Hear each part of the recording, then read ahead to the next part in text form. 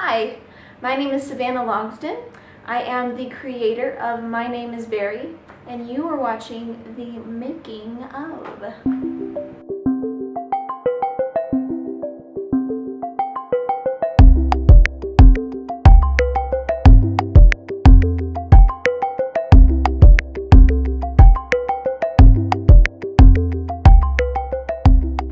The concept of My Name is Barry comes from my love of mockumentary TV shows and films. Movies such as What We Do in Shadows, or TV shows like The Office and Parks and Rec. I love these movies, and I just love comedy in general, but the thing about mockumentaries in particular is that it finds comedy in just the mundane, the everyday of regular life, but it also brings it together with some spices that are just out of the box, with something that's just completely left field. And I knew I wanted to make something with a similar comedic flavor.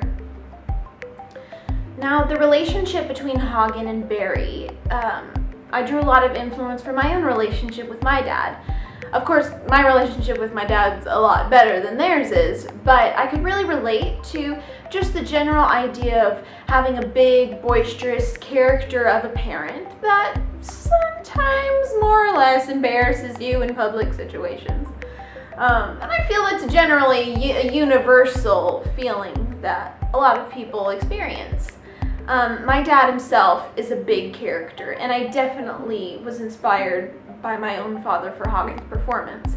And so I tried to use little gestures and just small things that I noticed in my own interaction with my dad that I could put into this relationship between Barry and his dad to really just make it all the more real. Little touches in public or something that just make you go, oh, not again, Dad. Just small little micro reactions like that just kind of give the characters and the relationship itself more life.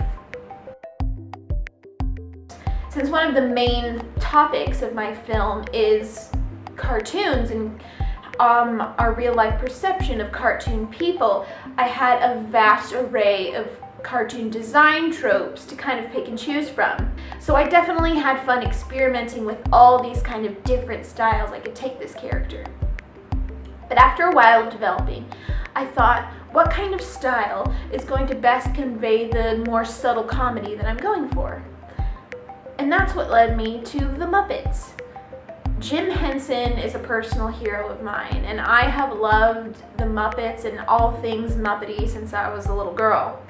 The thing I love most about the Muppets is that their design is so simple. At the end of the day, they're just a piece of felt with two ping pong balls for eyes.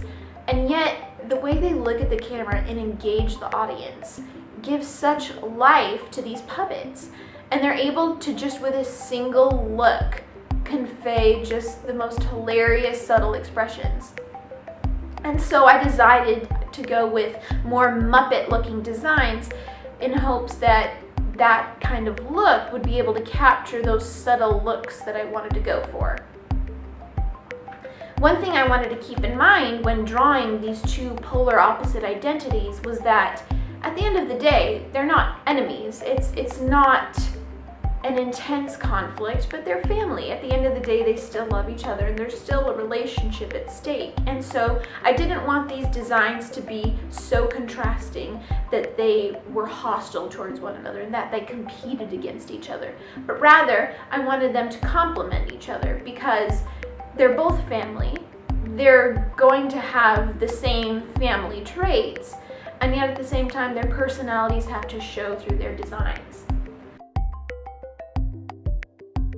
Hogan was a really fun character to design.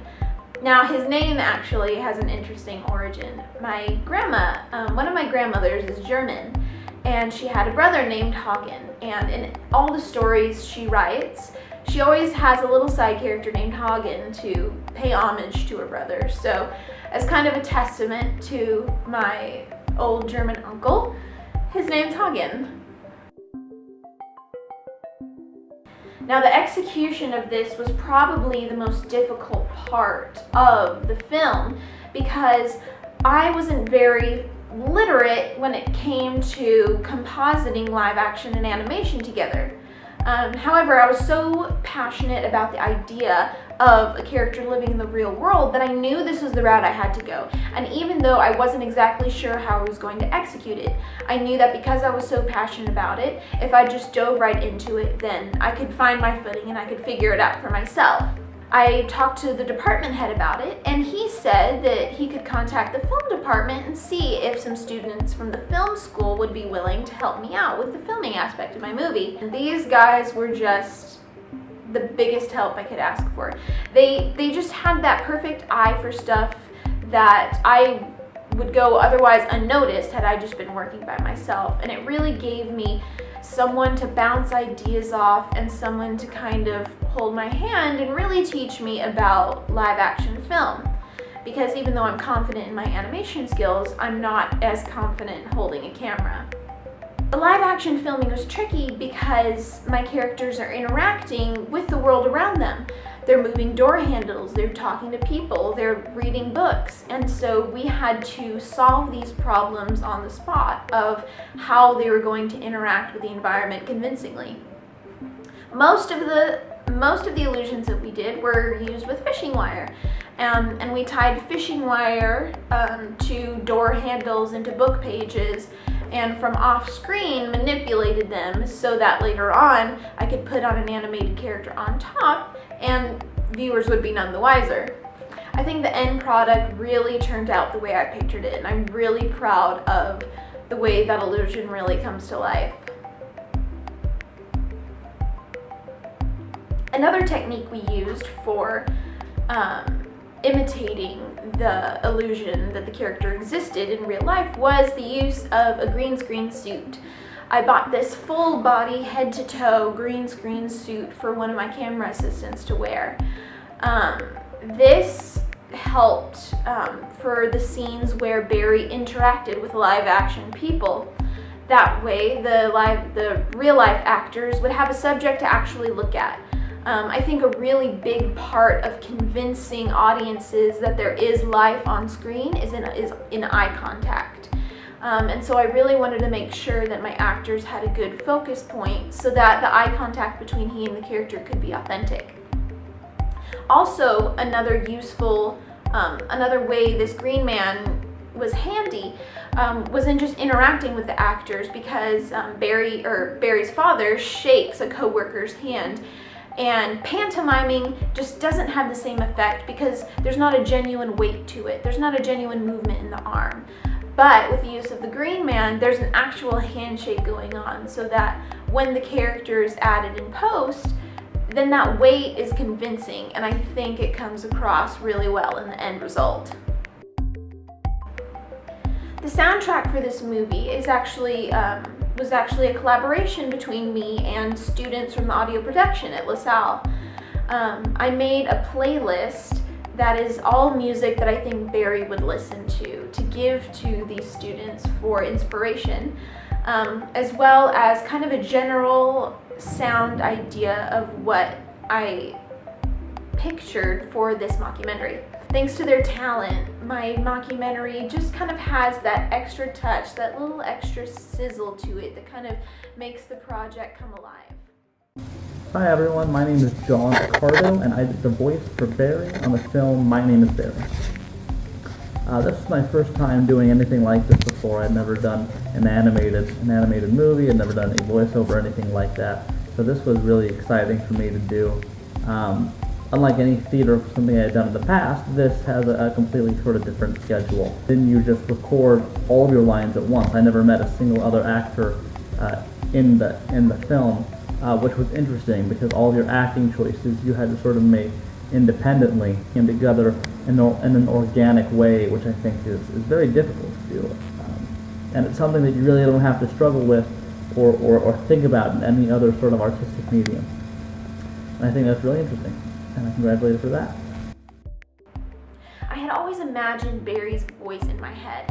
His was the only voice that I had a clear knowledge of what it was supposed to sound like, what it needed to sound like. The matter was just finding someone who had that special voice. Thankfully enough, I knew that person.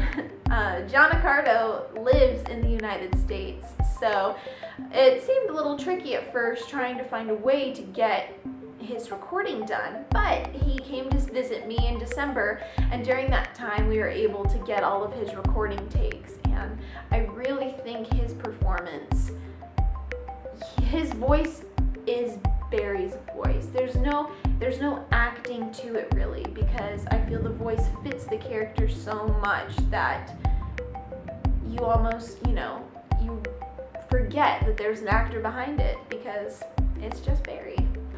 Man, this project challenged me in a lot of ways. As just kind of a team of one, I had to figure a lot of stuff out by myself, and I didn't always have a bouncing board to kind of, run my ideas through. But it taught me how to really teach myself to solve problems. The amazing help of my department and my classmates, and even, students from other departments, I was really able to get the help I need, get the guidance I need, and in the end, produce a film that is really worthwhile.